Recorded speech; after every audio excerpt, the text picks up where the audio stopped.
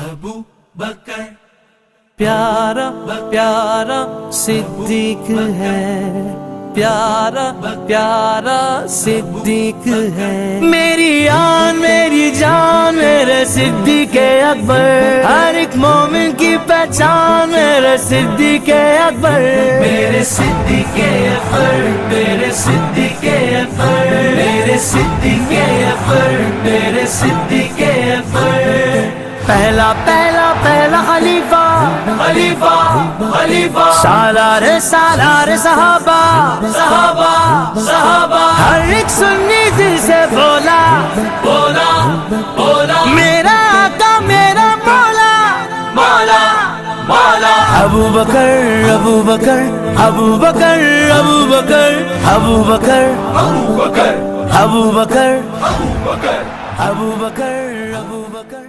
تکریم بزرگان دین، برادران اسلام، ماہ صدیق اکبر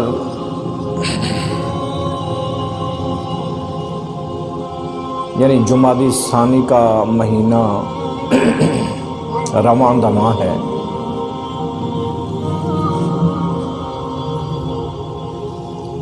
اس مقدس اور محترم مہینہ اور اس کی یہ حسین گھڑیاں حضرت ابو بکر صدیق کے نام کی جائیں گی۔ آپ اس حال میں واپس گھروں کو لوٹیں گے کہ پچھلے سارے گناہ معاف ہو چکے ہوں گے، اور اس حال میں آپ گھروں کو واپس لوٹیں گے کہ دل میں عشق مصطفیٰ کے چراغ روشن ہوں گے، اور من اور اندر عشق صحابہ کے اجالے لے کر آپ گھروں کو واپس لوٹیں گے۔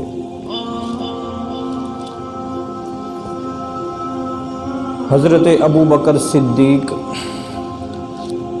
پیکر صدق و صفا، کشتہ تسلیم و رضا، رونق بازار مصطفیٰ، حامل اسرار مصطفیٰ، مزاج شناس مصطفیٰ، رمز شناس مصطفیٰ، پیکر عشق و ادب، عشق و محبت کی لازوال انمول داستان،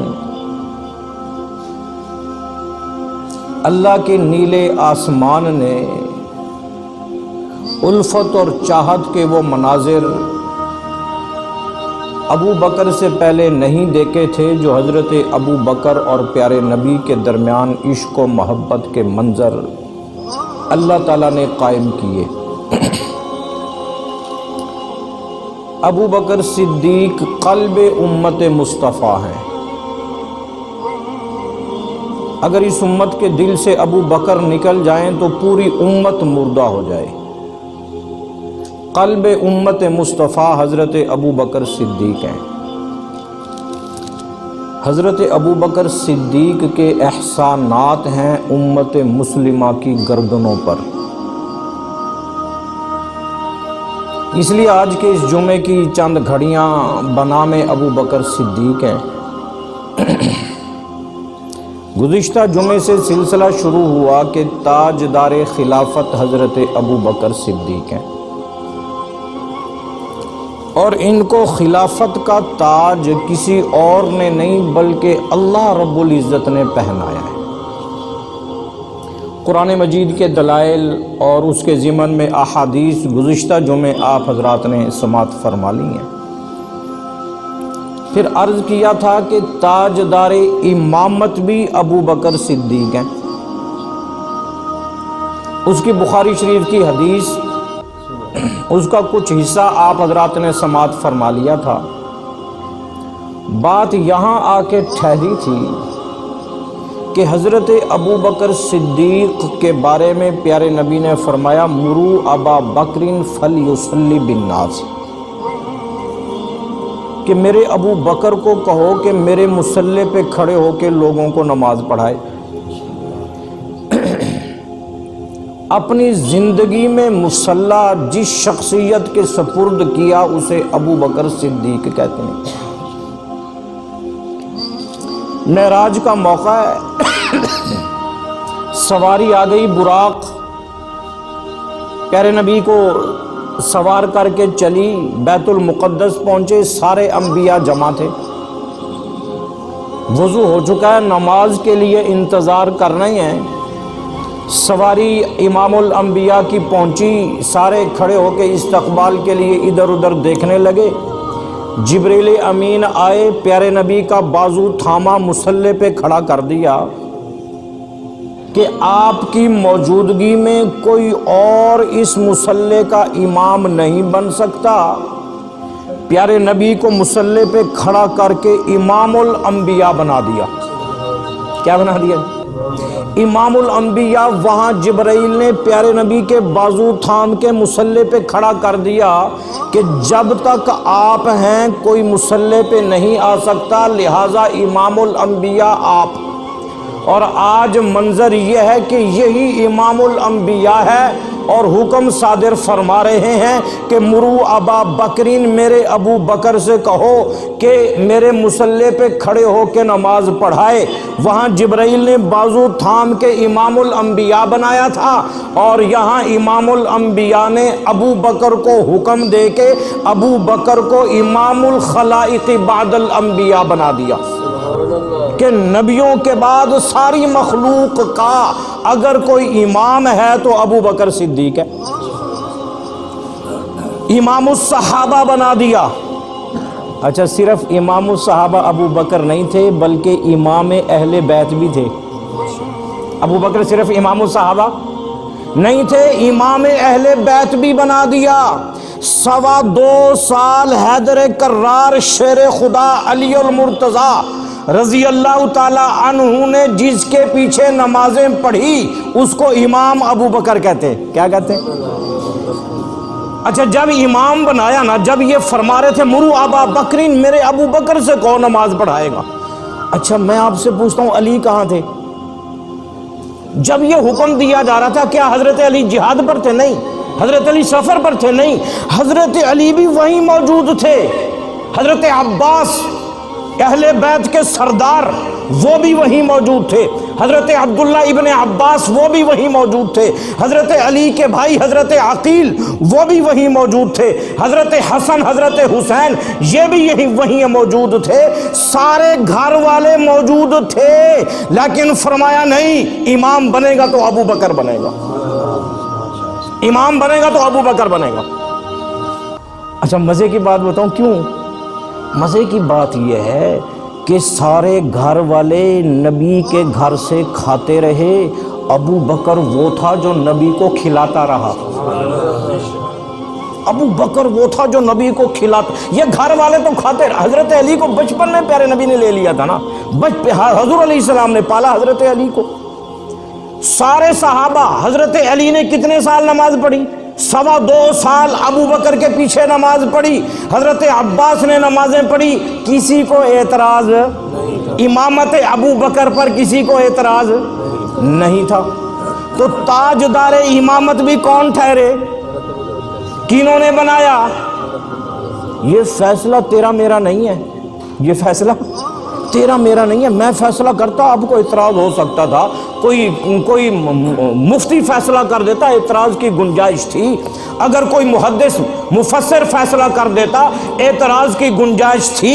یہاں فیصلہ پیغمبر دو جہاں امام کائنات نے کر دیا کہ میرے مصلی پہ آئے گا تو ابو بکر آئے گا۔ فیصلہ کس کا ہے؟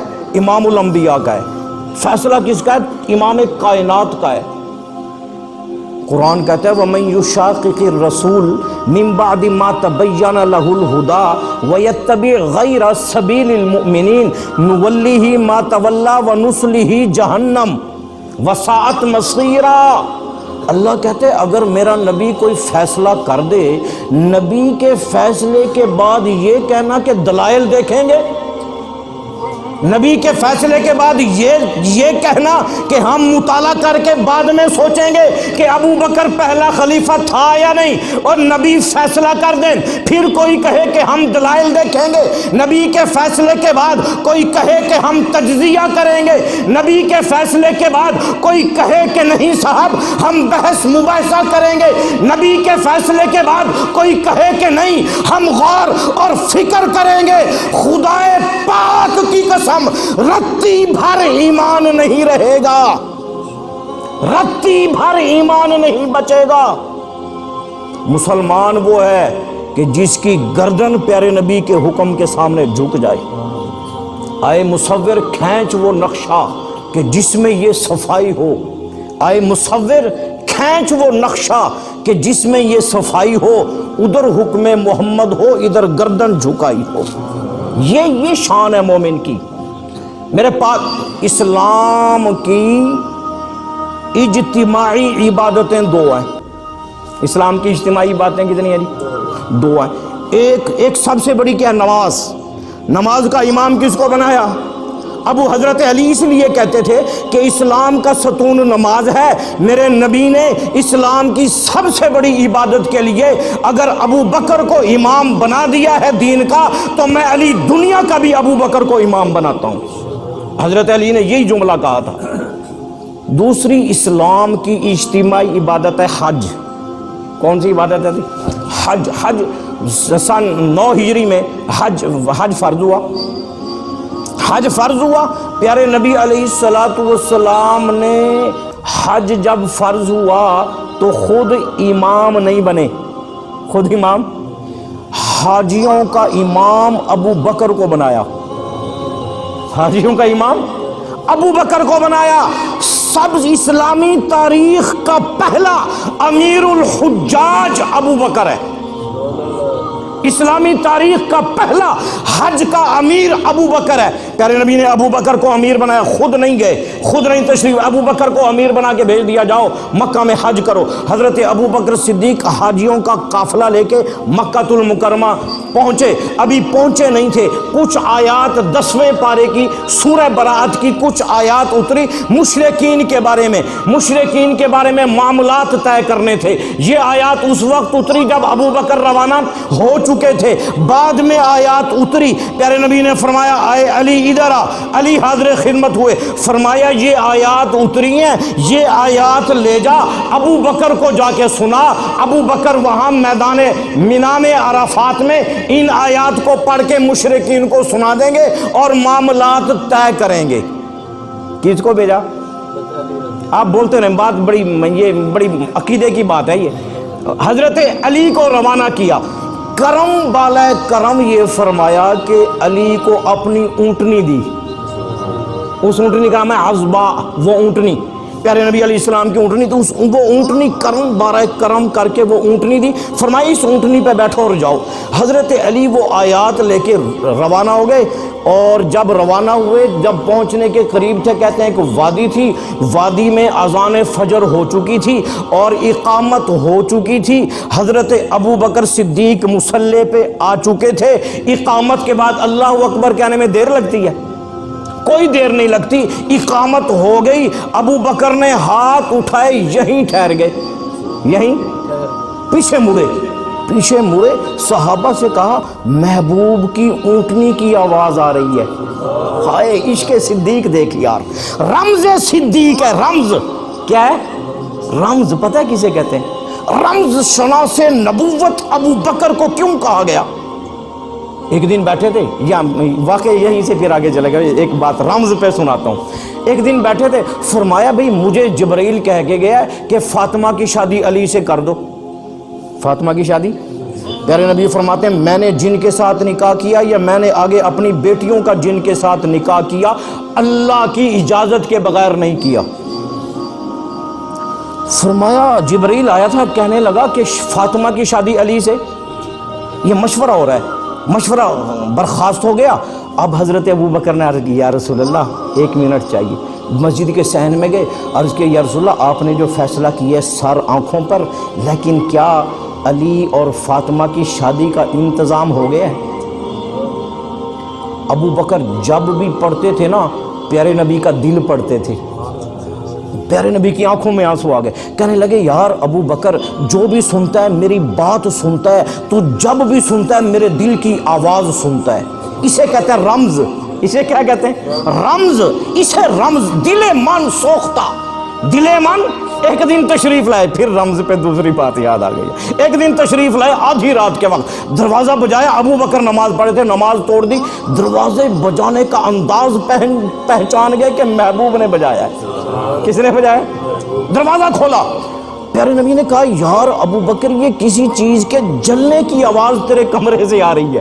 کسی چیز کے جلنے کی آواز. جلال وہ رومی جلال الدین کیا نام ہے؟ جلال الدین رومی یہاں تڑپ اٹھا ہے یار. جلال الدین رومی کہتا ہے دل سوختہ یا رسول اللہ یہ کسی چیز کے جلنے کی بو نہیں ہے, یہ آپ کی محبت میں دل کے تڑپنے کی بو ہے. اور بڑا عجیب جملہ کا, یا رسول اللہ اگر میرا دل چیر کر آپ سمندر میں ڈال دینا اور سمندر کی مچھلیاں میرے دل کے ٹکڑے کھا جائیں, یا رسول اللہ قسم بخدا ساری مچھلیاں مر جائیں گی میرے عشق کے تڑپنے سے. اسے کہتے ہیں رمز. اسے کیا کہتے ہیں؟ رمز شناس نبوت ابو بکر تھا. سورہ نصر نازل ہوئی, اذا جاء نصر اللہ والفتح, اللہ کی مدد آ گئی. ورأیت الناس, تم دیکھو گے اسلام میں فوجیں داخل ہوگی. سارے صحابہ فتح کی نوید سن کر مسکرا رہے تھے, ایک ابو بکر رو رہا تھا. ابو بکر رو رہا تھا, سارے ہنس رہے. اوے بڈھے تنو کیا ہو گیا یار؟ خوشی کا موقع ہے. اذا جاء نصر اللہ والفتح ورأیت الناس يدخلون فی دین اللہ افواجا. ارے تجھے کیا ہو گیا؟ ابو بکر رمز شناس تھا, کہنے لگا یارو تمہیں پتہ نہیں ہے اس صورت میں اللہ نے اپنے نبی کے وصال کا ذکر کر دیا ہے. ہائے ہائے ہائے. اسے کہتے ہیں رمز شناس نبوت ابو بکر صدیق. علی کو بھیجا اونٹنی پہ, اقامت, یہی ہاتھ رک گئے, مڑے, یار صحابہ مجھے تو محبوب کی اونٹنی کی آتی ہے صدائے جرس ناقائے لیلا, آتی ہے صدائے جرس ناقائے لیلا, صد حیف کے مجنوں کے قدم ہی نہیں اٹھتے. ہائے ناقائے لیلا, یہ تو لیلا مجنوں والا تھا نا. اس بیچارے کو کیا پتا عشق حقیقی کیا ہوتا ہے, اس کے بیچارے کو کیا پتا کہ عشق صدیق کا ترازو ہی کائنات میں نہیں ہے کہ جس میں محبت صدیق تولی جا سکے. آتی ہے صدائے جرس, کہتے ہیں محبوب لیلا کی اونٹنی کے گلے میں بندھی گھنٹی کی آواز آ رہی ہے. وہ تو گھنٹی کی آواز تھی نا. یہاں ابو بکر کا عشق کتنا جاندار تھا, گھنٹی نہیں تھی, گھنٹی نہیں تھی, اونٹنی کی آواز سے پہچان گئے کہ محبوب کی اونٹنی ہے. مڑے دوڑے آواز کی طرف, دوڑتے ہوئے گئے تو دیکھا علی ہے, اونٹنی محبوب کی ہے, سوار کون ہے؟ علی ہے. سب سے پہلا سوال کیا, فرمایا یا علی امیرن او مامورن, امیرن او, اے علی پیارے نبی نے آپ کو امیر بنا کے بھیجا ہے یا مامور بنا کے بھیجا ہے؟ اب سنو حضرت علی نے کیا فرمایا. فرمایا پیارے نبی نے مجھے امیر نہیں مامور بنا کر بھیجا ہے. میں امیر, جہاں آپ ہوں تو کوئی اور امیر, مجھے امیر نہیں مامور بنا کر بھیجا. حضرت علی نے کہا آپ مجھے یہ بتائیں آپ نے سب سے پہلا سوال یہی کیوں کیا, یہی سوال کیوں کیا؟ حضرت ابو بکر صدیق نے فرمایا اقامت ہو چکی تھی, اگر آپ کو امیر بنایا گیا ہے تو آپ مصلی پہ آئیں, ابو بکر آپ کے پیچھے نماز پڑھے گا. اگر آپ مامور ہیں تو اجازت دیں میں نماز پڑھتا ہوں, آپ میرے پیچھے نماز پڑھیں. لڑائی تھی؟ کوئی لڑائی تھی؟ کوئی شور مچائے؟ نہیں جی, زبردستی مصلی پہ قبضہ ہو گیا تھا. کوئی کمینہ کہے کہ نہیں جی یہ زبردستی خلافت مل گئی تھی.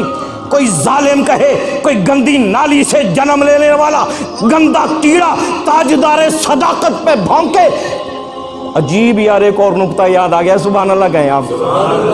قرآن اور حدیث میں, قرآن اور حدیث میں ابو بکر کے فضائل میں جتنے صیغے آئے ہیں اکثر اس میں تفضیل کے آئے ہیں مولانا.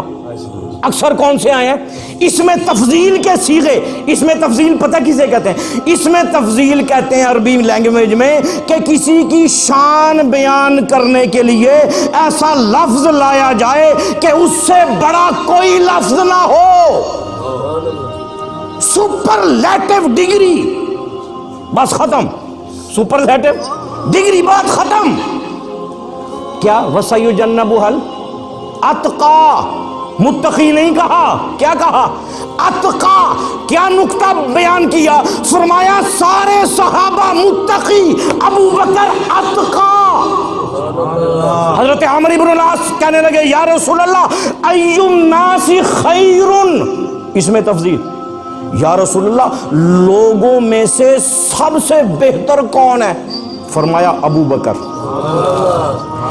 یا رسول اللہ ای الناس احب الیک، اس میں تفضیل. مولانا بھی بیٹھے. ای الناس احب الیک، یا رسول اللہ لوگوں میں سے سب سے زیادہ آپ کو محبت کس سے ہے؟ فرمایا ابو بکر. اور سنو اس میں اور حدیث سنو. ان من امن الناس، فرمایا سارے لوگوں میں سے سب سے زیادہ مجھ پر جس کے احسان ہے وہ ابو بکر ہے. یہ سارے میں نے صیغے بولے اس میں تفضیل کے. قرآن اور حدیث میں اس میں تفضیل کے صیغے اکثر ابو بکر صدیق کے لیے آئے ہیں. مولا یہ کیوں کیا؟ یا رسول اللہ اس میں تفضیل کیوں؟ اللہ نے فرمایا شاید کوئی کمینہ اس دھرتی پہ ایسا ہو سکتا تھا کہ جو تقسیم کے چکر میں آ کر ابو بکر کو پیچھے کر دیتا. اللہ نے بات ختم کر دی کہ نہیں، مصطفیٰ کریم کے بعد اگر کوئی سب سے افضل ہے تو یار غار ابو بکر ہے. اس لیے قرآن نے اس میں تفضیل ذکر کی ہے.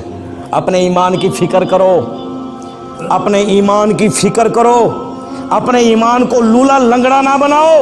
پیارے نبی نے فرمایا لوگو یہ جو میرے صحابہ ہیں ان کو اپنے لیے میں نے نہیں چنا، میرے اللہ نے میرے لیے چنا ہے. قرآن 19واں پارہ آخری آیت. قرآن کہتا ہے وَسَلَامٌ عَلَىٰ عِبَادِهِ الَّذِينَ اصْطَفَىٰ، میرا سلام ہو صحابہ کو. اللہ کیا کہہ رہے ہیں؟ میرا حضرت اس امت کے سب سے بڑے مفسر قرآن کون ہے؟ حضرت عبداللہ ابن عباس. وہ اس آیت کی تفسیر میں لکھتے ہیں کہ وَسَلَامٌ عَلَىٰ عِبَادِهِ الَّذِينَ اصْطَفَىٰ سے مراد صحابہ کرام ہیں. یہ اللہ نے چنا. صحابہ کو کس نے چنا؟ اللہ نے چنا. فرمایا لوگوں خیال کرنا میرے بعد میرے چنے ہوئے صحابہ میں سے کسی کی گستاخی مت کرنا. اگر گستاخی ان کی کرو گے دل مصطفیٰ کا دکھے گا، دل مصطفیٰ کا دکھے گا، اللہ کا قہر برسے گا. لہذا خبردار میرے صحابہ میں سے کسی کی گستاخی نہیں کرنی. اچھا جب چنا کس نے ہے؟ اللہ نے. کس نے چنا ہے یار؟ اچھا پھر اللہ نے جو سب سے پہلے اللہ نے ان چنے ہوئے لوگوں میں سے سب سے پہلے جس کو اپنے نبی کے لیے چنا اسے ابو بکر کہتے ہیں. سب سے پہلے جس کے لیے چنا، جس کو چنا اسے کون کہتے ہیں؟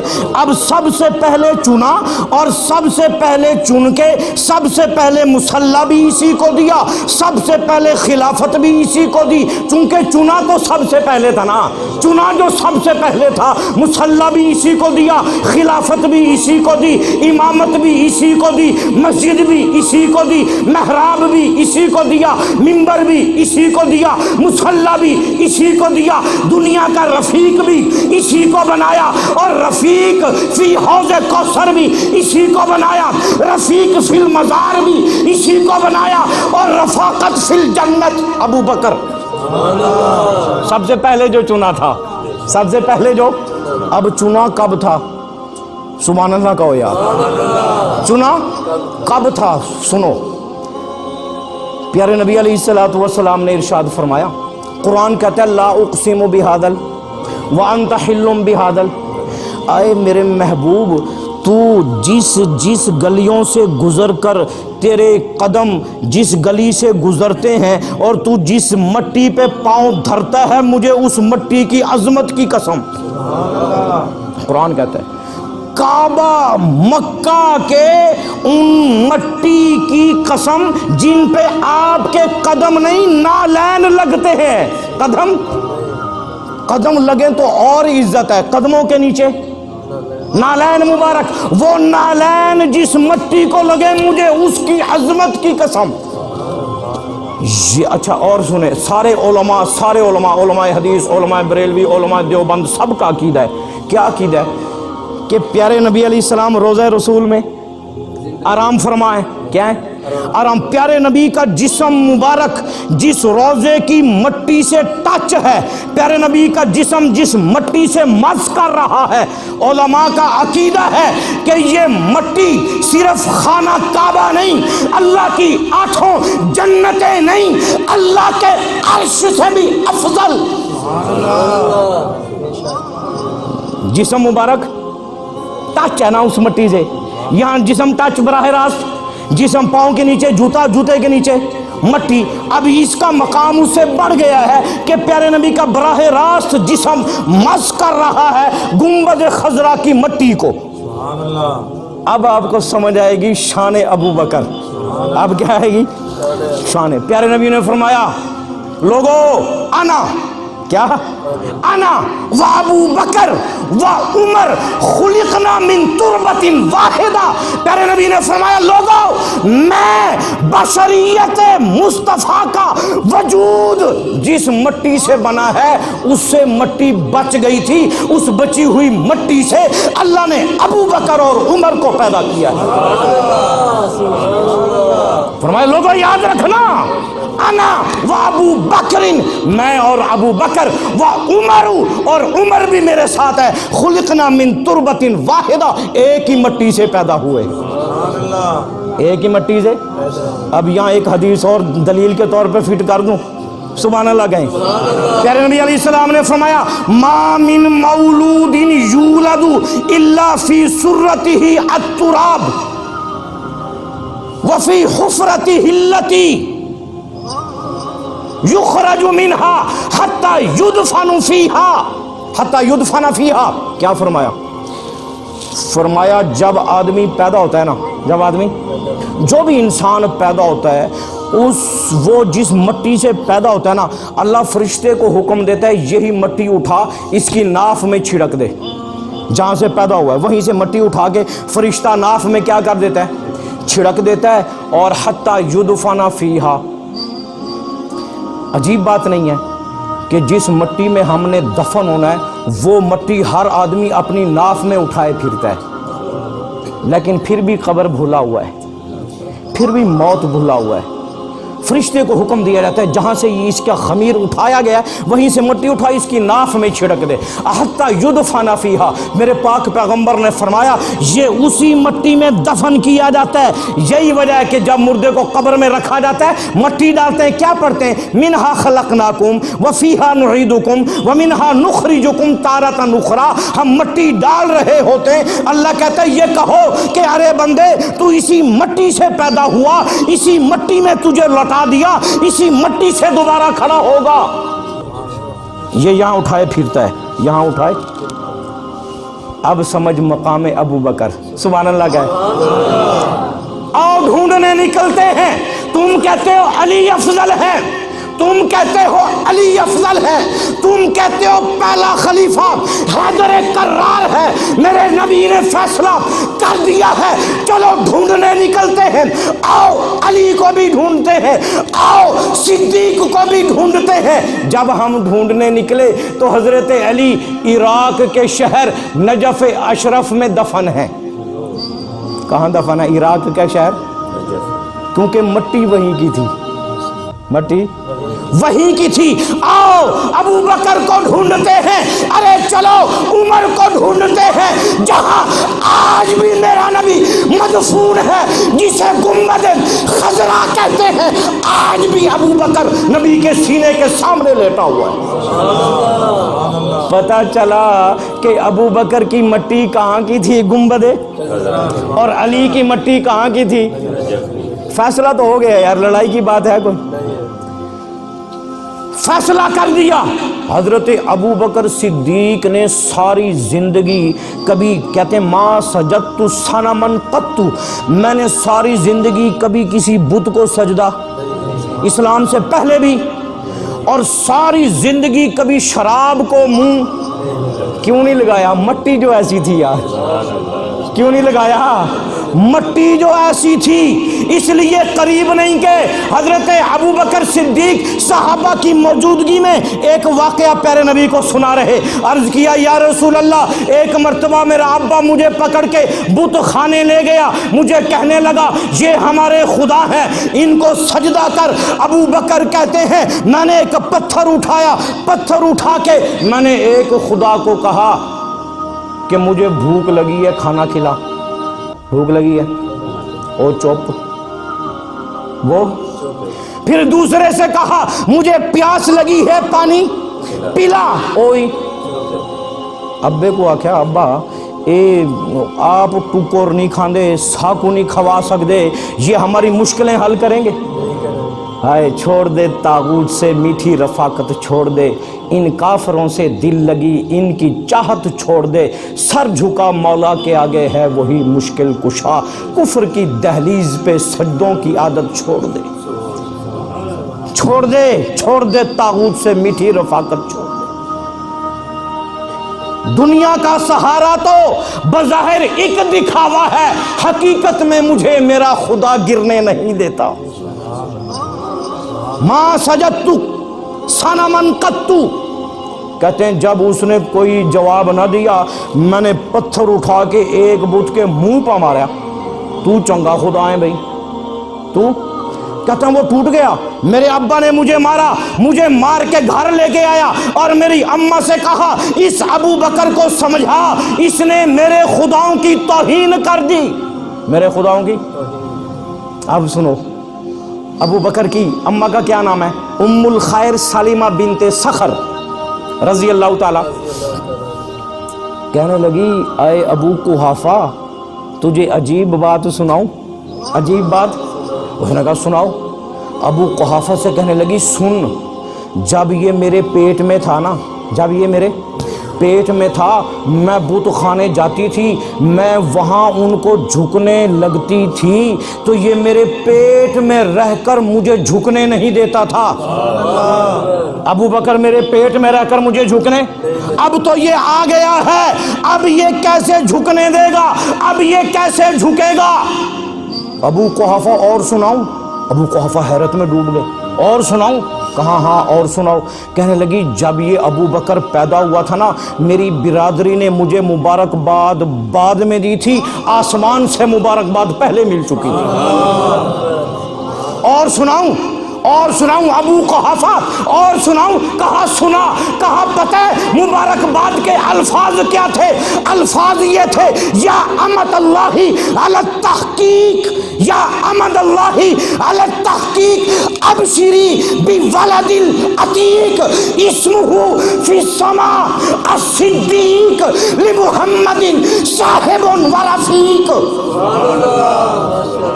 پتہ ہے آسمان سے آواز کیا آئی تھی؟ یا امت اللہ، اے اللہ کی بندی، تحقیقی بات اللہ تجھے بتا رہا ہے، ابشری بالولد العتیق، تجھے اس بچے عتیق کی مبارکباد ہو، ہم نے آسمانوں پہ اس کا نام رکھا ہے صدیق۔ کس نے رکھا ہے؟ اے زور سے بول۔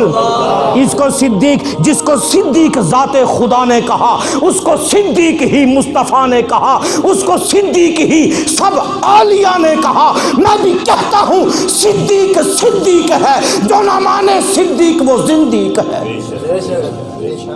فرمائے اسمہ فی السماء الصدیق، ہم نے آسمانوں پہ اس کا نام صدیق رکھا۔ اور کیا فرمایا؟ فرمایا ہم نے اس کو اپنے محبوب کی یاری اور سنگت کے لیے قبول کر لیا ہے، اپنی یاری اور سنگت کے لیے ابو بکر کو ہم نے قبول کر لیا ہے۔ تو تاجدار خلافت کون؟ حضرت ابو بکر۔ زور سے بولو یار، یہ بھولنا نہیں ہے، یہ عقیدہ ہے۔ یہ کیا ہے؟ ताजदार खिलाफत कौन? ताजदार इमामत कौन? हजरत अबू बकर सिद्दीक। अब हजरत अबू बकर जो ड्यूटी अदा कर रहे हैं, ये अपनी तरफ से अदा कर रहे हैं या अल्लाह और उसके रसूल का हुक्म है? पहले खलीफा जो बने अपनी तरफ से बने या अल्लाह और उसके रसूल ने बनाए?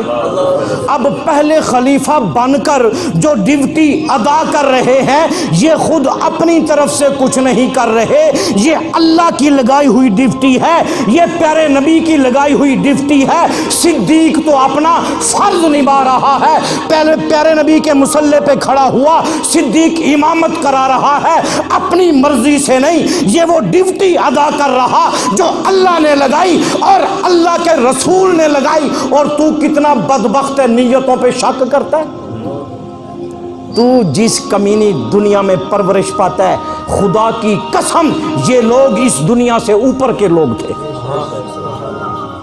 किसी मुसलमान की माथे पे वो आंखें ही नहीं है जो अबू बकर के मकाम को देख सके।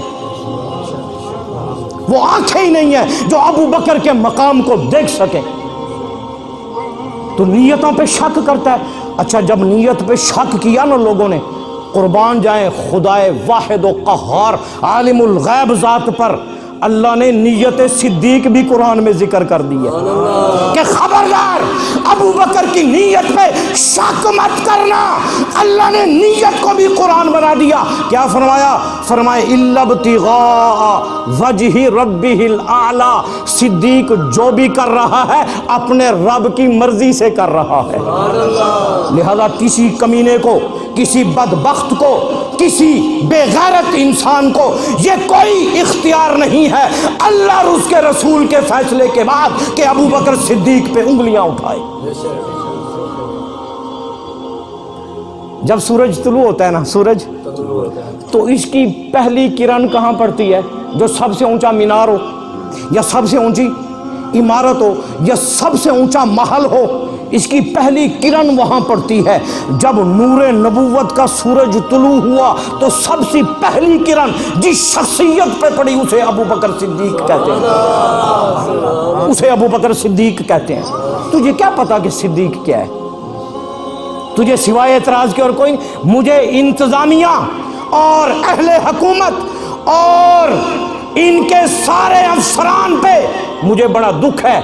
सनामे में एक बंदे ने अबू बकर की शान में गुस्ताखी कर दी। कुछ दिन पहले दोबारा कराची में गुस्ताखी हो गई। कुछ दिन ही अभी मुहर्रम गुजरा है, मुहर्रम में इस्लामाबाद में गुस्ताखी हो गई। और रावलपिंडी एक प्रेस कॉन्फ्रेंस में सहाबा की शान में गुस्ताखी हो गई। हुकूमत टस से मस नहीं हो रही। आओ अबू बकर सिद्दीक से पूछते हैं इसका हल क्या है। किससे पूछते हैं? अबू बकर से। जब मुअव्वज़तैन नाज़िल हुई ना, कौन सी सूरतें? कुल औज़ु बिरब्बिल फलक, कुल औज़ु बिरब्बिन। इन दो सूरतों में इंसानी वसवसों से, शैतानी वसवसों से पनाह मांगी गई है। और भी कुरान मजीद में बहुत सी जगहों पर है कि फस्तइज़ बिल्लाहि मिनश शैतानिर रजीम, शैतान मरदूद से पनाह मांगो, शैतान मरदूद से। यहूदियों ने जब ये दो सूरतें सुनी ना, यहूदी अबू बकर के पास आ गए, कहने लगे यार अबू बकर, तुम्हारा अच्छा ईमान है, तुम्हारा कि तुम्हारे ईमान पे कभी इंसान भी डाका डाल सकता है और कभी शैतान भी। तुम्हें वसवसे आते हैं, नमाज पढ़ते हो वसवसे आते हैं, इसलिए तो सूरतें उतरी हैं। इसलिए तो हम यहूदी हैं, हमें कोई शैतान का डर नहीं है, हमें कोई शैतान का, इंसानी शक्ल में शैतान के वसवसे और उनका हमें कोई डर नहीं है। हजरत अबू बकर सिद्दीक मुस्करा पड़े। फरमाया ओए नादान, डाके झुग्गियों पे नहीं मोहल्लात पे पड़ा करते हैं। और कभी झुग्गी में डाकू घुसे? अरे डाके वहीं पे डलते हैं जहां पे खजाने होते हैं। आए मुसलमान, तेरे ईमान पे डाके तागूती कुव्वतों में डाल रही, तेरे अकीदे पे डाके शैतानी कुव्वतें भी डाल रही। क्यों डाल रही? इसलिए कि तेरे पास खजाना इश्क सहाबा का है, इसलिए कि तेरे पास खजाना इश्क मुस्तफ़ा का है, इसलिए कि तेरे अंदर खजाना इश्क अहले बैत का है, इसलिए कि तेरे अंदर खजाना मोहब्बत औलिया का है। इसलिए सारी कुफरिया ताकतें भी تیرا عقیدہ بگاڑنے پہ تلی ہیں کہ ان مسلمانوں کے عقیدے کیا کرو بھائی، خراب کرو. ہاں ان کو بتاؤ کہ دم دم مست کلندر علی دا پہلا نمبر. ہاں انہیں کو قوالی سناؤ گڈی اچ. ہاں سارے قوالی سویرے سویرے قوالی گڈیاں نے کیوں لیندے ثواب واسطے؟ ایک کمیندے گناہ کھڑے. دم دم مست کلندر علی دا پہلا نمبر نہیں. کسی چور کو، کسی لٹیرے کو، کسی ڈاکو کو اپنے ایمان پہ ڈاکہ نہیں ڈالنے دیں گے. ہم نے کل بھی نعرہ لگایا تھا، آج بھی لگا رہے ہیں، قیامت تک لگاتے رہیں گے کہ دمادم مست کلندر. لگاتے رہیں گے یا نہیں لگاتے رہیں گے؟ خدا پاک سے دعا کرو کہ آئے رب العالمین ہمیں موت آئے تو صدیق کی صداقت میں موت آئے. ہم مریں تو عشق صحابہ کا نور سینے میں لے کر مریں. ہم مریں تو اہل بیت کا نور سینے میں لے کر مریں. پیارے نبی علیہ السلام نے ارشاد فرمایا اگر کوئی ایک آدمی ساری دنیا پوری خلق خدا کے گناہ لے کر اللہ کی بارگاہ میں پیش ہو، یہ اس سے بہتر ہے کہ صدیق کی نفرت لے کر پیش ہو. ساری دنیا کے گناہ یہ ہلکے، نفرت صدیق کا گناہ ان سب سے بڑھ کر. آگے پیارے نبی نے کیا فرمایا؟ آگے فرمایا خبردار، سب بخشے جا سکتے ہیں، صحابہ کا منکر نہیں بخشا جائے گا. اس کے لیے کوئی معافی، کوئی بخشش نہیں ہے. اس لیے حضرت ابو بکر صدیق کے چراغ دل میں روشن کریں گے یا نہیں کریں گے؟ عشق صحابہ دل میں روشن ہوگا یا نہیں ہوگا؟ عشق اہل بیت روشن ہوگا یا نہیں ہوگا؟